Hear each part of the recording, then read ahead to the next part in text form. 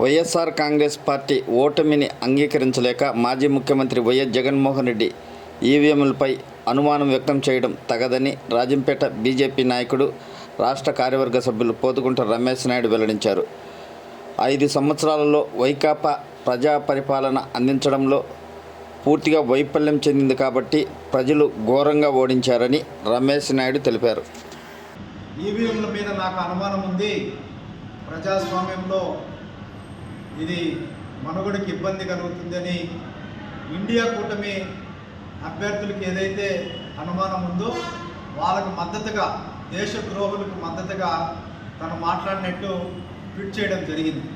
ఇదే జగన్మోహన్ రెడ్డి గారు 2019లో 151 సీట్లకు గెలిచినప్పుడు ఆయన బహిరంగంగా ఒక ప్రెస్ మీట్ పెడుతూ ఈవీఎంలో 80% మంది ప్రజలు ఓటు హక్కు వినియోగించుకున్నారు.